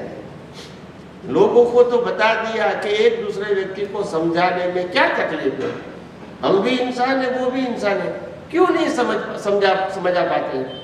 आसान बात है, ऐसा हम बोलते हैं और मानते हैं, मगर पड़ोसी के साथ रिलेशन अच्छे हैं बोलते नहीं है तो कहने का मतलब बोलना एक अलग चीज है, रिजल्ट तो वही रहेगा जो आपने एग्जाम दिया है। तो दोनों शब्द क्या है, जो दिखता है वो एग्जाम नहीं है और एग्जाम है वो दिखता नहीं है। रिजल्ट आएगा तभी मालूम होगा आपको भी और दुनिया को भी। तो ये लाइन ऑफ डिमार्केशन समझाने के समय हमको बनानी पड़ेगी। समझ में आया? ये दोनों डिवीजन बनाना पड़ेगा, एग्जाम का पार्ट अलग है और रिजल्ट का पार्ट। रामकृष्ण महावीर का पूरा जीवन रिजल्ट था, इसको हिस्ट्री कहते हैं। क्या कहते हैं? मगर अगले अवतार में क्या एग्जाम दिया था वो इम्पोर्टेंट है, इसका ये रिजल्ट है। समझ में आया? एग्जाम को कोई देखता है, रिजल्ट को ही देखता है। तो जो दिखता है 5 ज्ञानेंद्रियों से अनुभव में आता है, सब रिजल्ट है। एग्जाम तो भाव से होती है, ज्ञान दर्शन से होती है, इंटेंशन से होती है, मगर वो बाहर नहीं दिखती है। आज आप रास्ते पर चल रहे हो और सोचा कि उनके पॉकेट में तो बहुत पैसा है, काट लूँ तो अच्छा है, ऐसा आपने सोचा, फिर भी उसको मालूम नहीं होगा ये व्यक्ति तो कैसी गाड़ी चलाता है, उसको तो सीधा करना चाहिए, ऐसा अंदर विचार आएंगे तो उसको मालूम नहीं पड़ेगा। तो अंदर की प्रक्रिया अगर हम अटेंशन दे तो कहीं हद तक जान सकते हैं। बाहर की प्रक्रिया तो कोई भी जान सकता है, बराबर क्या नहीं? तो ये डिफरेंस समझना है। जब आप किसी को विज्ञान बताने की कोशिश करते हैं तो ये बात खास समझने का, एग्जाम और रिजल्ट दोनों अलग चीज है।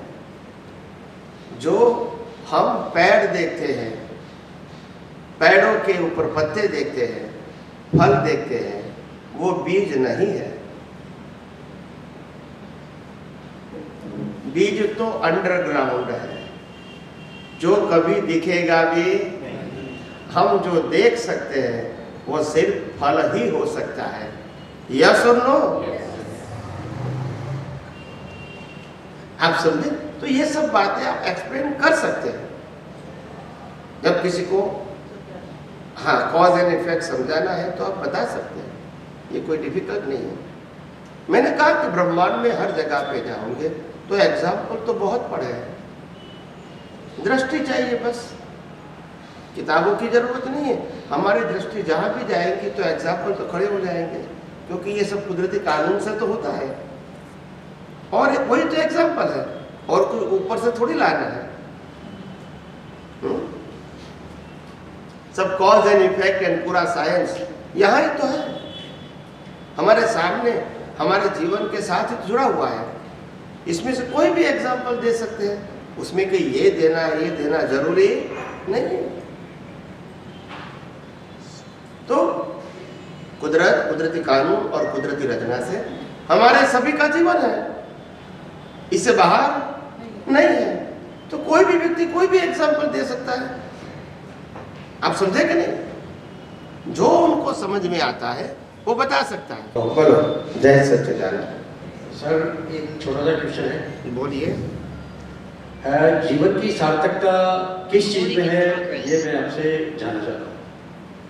जीवन की सार्थकता किस चीज में है ये समझना आम इंसान के लिए तो तकलीफ की बात जरूर है, मगर ज्ञानी पुरुष के माध्यम से जो समझ में आता है तो तुरंत समझ में आ जाता है कि जो जीवन का मकसद क्या है। जन्म, जीवन, मृत्यु ये सबके लिए कंपलसरी है। सत्ता, संपत्ति, सबन, साधन छोड़ना ही है, तो क्या ये मकसद हो सकता है? बोलिए। ये तो नहीं, पहले करेक्ट करो, पहले ये मकसद होता है। आगे की बात मेरा अभी उत्तर बाकी है, एक एक करके आगे जाऊंगा। ये मकसद हो सकता है? नहीं। जन्म, जीवन, मृत्यु कंपलसरी है, तो ये मकसद नहीं है। सत्ता, संपत्ति, सबन, साधन छोड़ना है, तो ये मकसद नहीं है। तो मकसद क्या होना चाहिए, ये इंपॉर्टेंट है। नहीं, अभी तक हमने ऐसा सोचा ही नहीं है। पाप करो, पुण्य करो, जीवन जियो, व्यवहार करो, परिवार चलाओ, यही तो हम मानते थे। यह सब नो, ये जीवन का मकसद नहीं है। जीवन का मकसद ये है कि हम कौन है वो जाने और कौन नहीं है वो जाने, और जो नहीं है उसके साथ अटैच होने की, इंटरेस्ट लेने की आवश्यकता नहीं है। अब आपने बोल दिया जीवन की सार्थकता इसलिए कि हम ये जाने कि हम हैं कौन और कौन नहीं है। तो वो अब उसका इस क्वेश्चन का फिर एक आगे आंसर आ गया कि, और क्वेश्चन आ गया कि हम हैं कौन। हाँ। प्रोसेस तो हम हैं कौन, वो बताइए आप, हम हैं कौन। हाँ, तो वही मैं 3 दिन से बता रहा हूं कि हम शरीर नहीं है, हम शुद्ध आत्मा है। शरीर को तो जलाना ही है और सत्ता, संपत्ति, सबंध, साधन छोड़ना ही है, उसमें ऑप्शन नहीं है। धर्म कोई भी है, मगर आत्मा नहीं मानते हुए भी साथ में आएगा। बोलते नहीं है, ठीक है, हम नहीं मानते फिर भी आएगा। ठीक है, हम आत्मा हैं। तो आत्मा है वो मानना है, जानना है और अंत में अनुभव करना है। ये करने से मेरे को इस सिचुएशन में उसकी सार्थकता कैसे मालूम होगी जो मैं अभी जीवन जी रहा हूं। हाँ, तो उसके अलावा सभी अवस्था की वैल्यू 0 करनी पड़ेगी, जीते जी, मरते समय नहीं। How to do that? वही तो, जो कल जाने वाला है आज हम नहीं समझ सकते कि कल जाने वाला है। क्या इतना नहीं समझ सकते हैं? कल मरने वाला है तो आज हम नहीं समझ सकते कल मरने वाला है। तो but this will give me कि जीवन की सार्थकता किस में है। यदि मैं सोच लूं कि मैं कल नहीं मर रहा हूं, आज मर रहा हूं, सपोज एंड आज मर रहा हूं, ऐसा नहीं। आप समझो मेरी बात। मैंने कहा ये शरीर मरने वाला है, वो आज मैं समझ सकता हूं कि नहीं? समझ लिया, मतलब मैं शरीर नहीं हूं। So that will give me that is the जीवन की सार्थकता। सो फिर इसकी वैल्यू की जरूरत नहीं है। तो यदि मैं ऐसा समझा कि ये शरीर नहीं है, तो ये शरीर मैं नहीं हूं। शरीर नहीं हुए नहीं बोलो, ये पंखा नहीं है नहीं बोलो, मेरा पंखा है वो निकालना है, पंखे को निकालना नहीं है। बोलते नहीं है। पर उसमें जीवन की सार्थकता आ जाएगी, क्योंकि जब आपको समझ में आ जाएगा कि मैं और मेरा क्या है और मैं और मेरा क्या नहीं है, वो जान जाओगे, वही जीवन की सार्थकता है। आज तक मैं और मेरा दोनों में अज्ञान ही था, और इसीलिए कई अवतारों से कर्म बंद करके जन्म मरण से भटक रहे। ये न जानने से मुक्ति है, न जानने से भटकना है, और कोई ऑप्शन नहीं है। बोलते नहीं है। फाइन सर, समझिए, whatever you are saying, fine, we will try to understand, thank you. नहीं जानते तभी तो भटकते हैं, जाने तो नहीं भटकेंगे। नहीं जानते, यही तकलीफ है। Can ask any question, no problem. यही जानना है हम कौन है, और जो है वो अनुभव करना है, या जो नहीं है उसका अनुभव करना है। जो है उसमें अटेंशन देना है, जो नहीं है उसमें अटेंशन देना है। जो हम है वो अनुभव करना है, या जो नहीं है उसमें अटैच होके डीप में जाना है। क्या जरूरत है भाई? हमारे पास तो श्वास लेने की भी स्वतंत्रता नहीं है, हाँ या ना? But that is not giving the answer of my question. As a human being, I want to know what is the importance of my life in this world, whether I am doing right or not. That is what I want to know. देखो, once when I die, somebody is questioning me कि तुमको जिस उद्देश्य से दुनिया में भेजा था, whether you serve that or not, I want to know that what should I do today, so that when I die, I feel, oh, my life is quite successful in this world.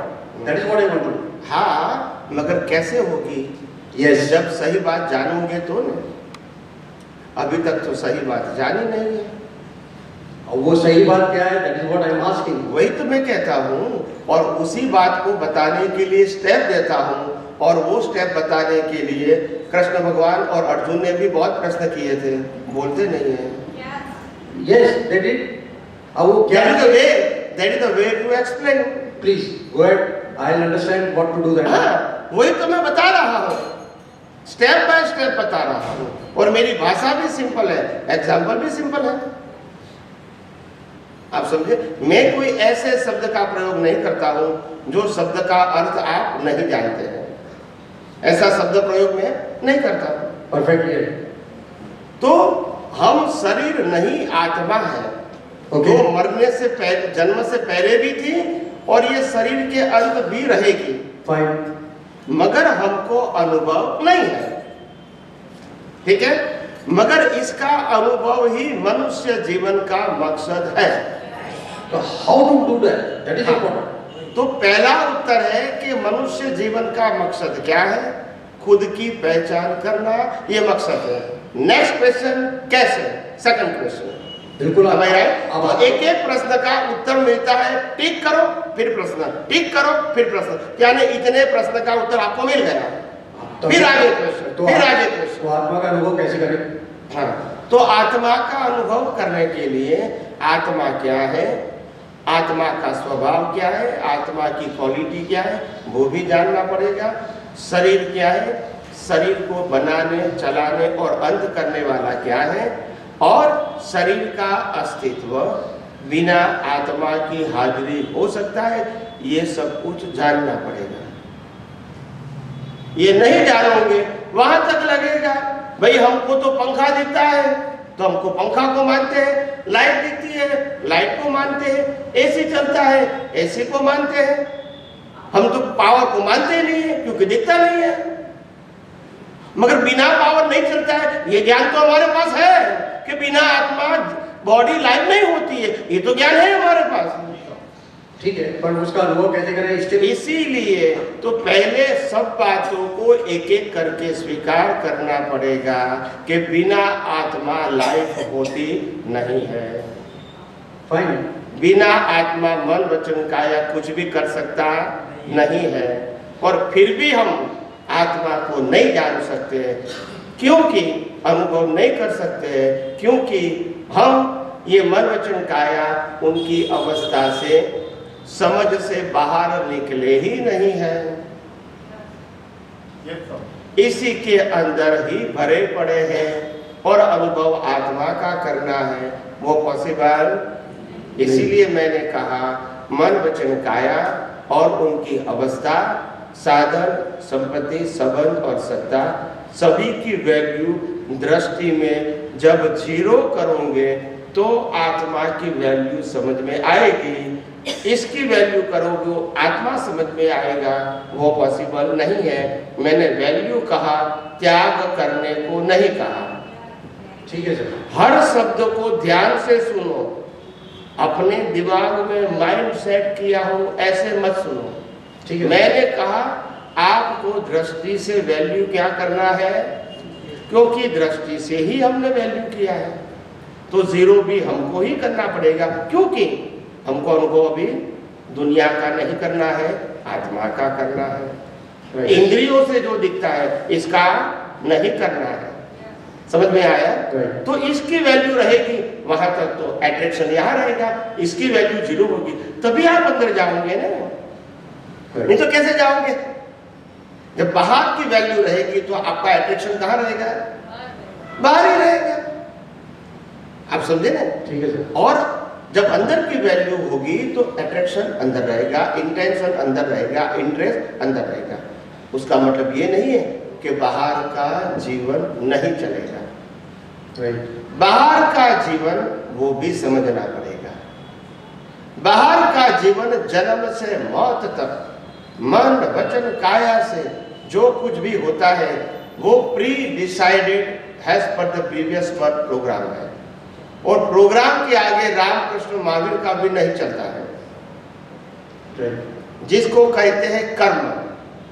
किसका programme? कर्म का। जो कर्म लेकर आए उसी के मुताबिक माँ बाप मिलेंगे, भाई बहन मिलेंगे, धर्म मिलेगा, घर मिलेगा, चॉइस नहीं है। और मृत्यु भी निश्चित है, समय संयोग सब। तो जो डिसाइडेड है इसमें इंटरेस्ट देने की जरूरत है? No, so the point in living, then what we are doing is all last incarnation of the earlier life. So we will continue to do that. तो इसीलिए कई लोग कहते हैं कि स्वामी जी आपकी बात तो बहुत बढ़िया है, सही है, मगर हमको लगता है कि अभी ये बात समझने के लिए बहुत अवतार चाहिए। तो मैंने कहा 4-5 लाख अवतार तो खत्म हो चुके हैं, अभी कितना खत्म करना है? बोलते नहीं है। अगर आपको हफ्ता ही पढ़ना है तो आगे खींचते रहो, कौन मना करता है? मगर मैं ये समझता हूं कि अगर मैं आत्मा हूं और मैं अनंत शक्ति वाला हूं, मैं अनुभूति के मार्ग में आगे क्यों नहीं बढ़ सकता हूं, ऐसा निश्चय है तो फिर बढ़ सकते हैं। फिर खुद कहोगे कि मेरे से पॉसिबल नहीं है, ये तो बहुत ऊंचाई की बात है, अभी जरूरत नहीं है, ये तो लास्ट बर्थ की जरूरत है। तो लास्ट बर्थ कोई कहेगा कान में आके कि तुम्हारा लास्ट बर्थ है? बोलते नहीं है। लास्ट बर्थ हमको ही तो तय करना पड़ेगा, ज्ञान निकाल के, कि कोई व्यक्ति आपको देगा लास्ट बर्थ, ये हमको करना पड़ेगा। तो फिर तो जागृति की बात करो। ऐसी बात क्यों करते हो कि भाई नहीं होगा, तो बहुत लास्ट बर्थ की बात है, ऐसी बात मत करो। हमारे सबके पास शक्ति थी, है और रहेगी, हम सिर्फ इसको यूज करना नहीं जानते हैं। ये हमारी कमजोरी है, और जो हमारी शक्ति नहीं है इसको हमारी शक्ति मान के यूज करते हैं और लास्ट में 0 लेकर जाते हैं। या सुनो, तो क्या मतलब है इससे? क्या मतलब है? इतना सारा लगाव करके, अटेंशन देके, इंटरेस्ट देके भी अगर कुछ नहीं पाना है, कुछ कैरी ऑन नहीं करना है, तो वो बात ही मीनिंगलेस है। मीनिंगलेस समझते हैं ना? इसका मतलब मैं त्याग करने को नहीं कहता हूं, मगर वैल्यू तो कम से कम निकाल दो। जो होना था वो तो होगा ही, मगर वैल्यू किसकी करो? जिसका अनुभव करना चाहते हो। तो इसीलिए आगे बढ़ना है तो आपके लिए जैसे जैसे आगे बढ़ना है तो खुद को खुद की वैल्यू करनी पड़ेगी, नहीं तो पॉसिबल नहीं। समझ में आया? संसार की वैल्यू करोगे और आत्मा का अनुभव होगा, साधन संपत्ति संबंधों की वैल्यू करेंगे और आत्मा का अनुभव होगा, ये पॉसिबल नहीं। दृष्टि बदलनी पड़ेगी। कृष्ण भगवान ने भी महाभारत में अर्जुन को यही शिक्षा दिया था, हे अर्जुन, तुम मोह के वश मानते हो कि महाभारत के युद्ध के अंदर जो मेरे भाई है, छोटे बड़े, मेरे पितामह है, मेरे स्वजन है, मेरे मित्र है, मेरे गुरुजन है, क्या उसी को ही मैं मारूं और विजय प्राप्त करूं? तो ऐसा विजय मेरे को नहीं चाहिए। हथियार क्या कर दिया? रख दिया। यस और नो? तब कृष्ण भगवान ने बताया, हे अर्जुन, तू न अर्जुन हूं और न ही तू मारने वाला हूं,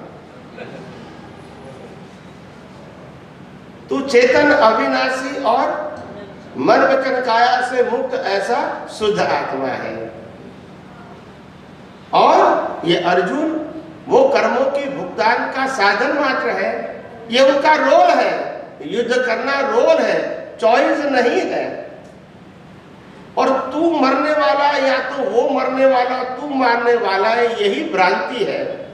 ये दुनिया में जन्म जीवन मृत्यु वो तो सबका क्रम है, निमित्त कोई भी क्यों न हो। जन्म देने वाले भी निमित्त है और मारने वाले भी निमित्त है। समझ में आया? तो इसीलिए महापुरुष भी यही ज्ञान देते हैं और कोई नया ज्ञान नहीं देते, मगर सबकी अपनी अपनी ज्ञान बताने की पद्धति समय काल के अधीन होती है, समय काल और परिस्थिति के अधीन। वो उस जमाने में उस परिस्थिति में ज्ञान बताया था तो उसी प्रकार का एग्जाम्पल दिया।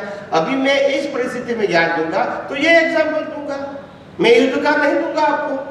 समझ में आया कि नहीं? कहने का मतलब हर समय सनातन ज्ञान एक था, एक है और एक ही। जो भी पजल है वो रिलेटिव सत्य के ज्ञान में है और रिलेटिव सत्य का ज्ञान दो प्रकार का है, सामाजिक और धार्मिक। ये दोनों रिलेटिव सत्य है और पूरी दुनिया उसमें फंसी हुई है, जिसका कोई परमानेंट सॉल्यूशन नहीं है। सनातन सत्य से ही परमानेंट सॉल्यूशन है, जो कुदरत और कुदरती कानून के ऊपर आधारित है, जो धर्म संप्रदाय गुरु भगवान या क्रियाकांड के ऊपर आधारित नहीं है। मगर ये बातें सब समझने के लिए समय चाहिए। क्या चाहिए? अभी आज आप पहली बार आए, पहली बार सुन रहे हैं और आप समझो कि मैं सब कुछ समझ जाऊंगा, ऐसा पॉसिबल नहीं है। वो आपके जीवन से ही मालूम होता है कि आज इतने साल बिताने के बाद कितने शास्त्र पढ़े होंगे, कितने धर्मगुरु को मिले होंगे, फिर भी वहीं के वहीं है। तभी तो आपको समझ में आ जाना चाहिए कि ये चमत्कार की बात नहीं है। अगर होती तो आपने कब का प्राप्त कर लिया होता, मगर ऐसा नहीं है।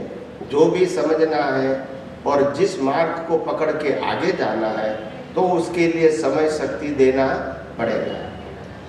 डॉक्टर बनने के लिए कि 25-30 साल पढ़ना पड़ता है तब डिग्री मिलती है, ऐसे नहीं मिलती है। आप समझे ना? तो कहने का मतलब बिना समय गवाए और बिना इंटरेस्ट लिए मुक्ति का मार्ग या आध्यात्म विज्ञान समझ में नहीं आता।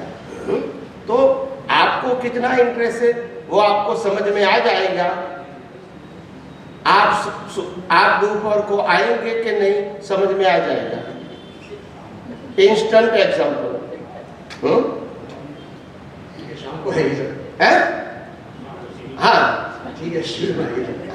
और नेक्स्ट टाइम को आओगे तो मैं समझूंगा कि आपको इंटरेस्ट है। इसका मैं ऑप्शन दे दूं आपको, ताकि ऐसा नहीं कि मैं आपको छोड़ दूं शायद। हर रोज टीवी के अंदर अरियंत चैनल में 9:30 से 10 हर रोज एपिसोड आता है। अरियंत चैनल 9:30 to 10 मॉर्निंग। समझ में आया? This is the first option. Second option, YouTube के अंदर हजारों एपिसोड है और हजारों वीडियोस है। 4-5 हजार 2-2 घंटे के वीडियो है और 2000 से प्लस एपिसोड वो भी यूट्यूब में है। और आपके पास यूट्यूब के है कि नहीं वो मेरा प्रश्न नहीं है और किसी का प्रश्न नहीं है। समझ में आ गया? मैंने आपको ऑप्शन दे दिया। इसके अलावा ये जो भाई साहब आपके बगल में खड़े हैं वो यहाँ के हैं, वो भी आपको गाइड कर सकते हैं। वो पेट्रोल पंप के मालिक हैं, यहाँ इंदौर के नामांकित पेट्रोल पंप के वो मालिक हैं। समझ में आया? तो उनके माध्यम से भी इन फ्यूचर आपको गाइडेंस मिल सकता है, या तो आगे का रास्ता मिल सकता है। हाँ? मैंने आपको ऑप्शन दे दिया, तो शायद संजोग बने या ना बने, फिर भी मैंने ऑप्शन दे दिया। और आपको YouTube में क्या लिखना है बता दूं, आध्यात्म विज्ञान। क्या लिखना है? विज्ञान। फिर हजारों वीडियो आएंगे, एपिसोड भी आएंगे। और टीवी में अरिहंत चैनल सुबह 9:30 से 10, वो तो अपने टाइम पे आएंगे वो चैनल पे। हाँ, बस अभी समय समाप्त हुआ है, हम छोटी सी प्रार्थना कर लेते हैं। हे अंतर्यामी परमात्मा, आप हर एक जीव के अंदर विराजमान हैं। वैसे मुझ में भी विराजमान है। आपका स्वरूप वो ही मेरा स्वरूप है। मेरा स्वरूप शुद्धात्मा है। हे शुद्धात्मा भगवान, मैं आपको अभेद भाव से अत्यंत भक्ति पूर्वक नमस्कार करता हूँ। अज्ञानता के वश, अजागृति के वश, मिथ्या ज्ञान मिथ्या दर्शन संबंधी दृष्टि से जो कुछ भी दोष हुए हैं और हो रहे हैं, वो सभी दोषों को आपके समक्ष जाहिर करता हूँ। उनके लिए हृदय से क्षमा याचना चाहता हूँ। हे प्रभु, मुझे क्षमा करे, क्षमा करे, क्षमा करे। और बार बार ऐसी दृष्टि संबंधी गलतियां न करूं।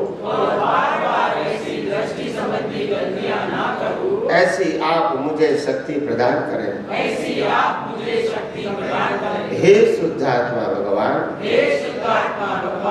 आप ऐसी कृपा करें कि हम में से भेदभाव निकल जाए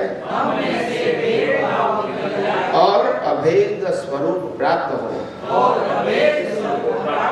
आप और हम अभेद भाव से तन्मयाकार रहे। जय सच्चिदानंद, जय सच्चिदानंद, जय सच्चिदानंद।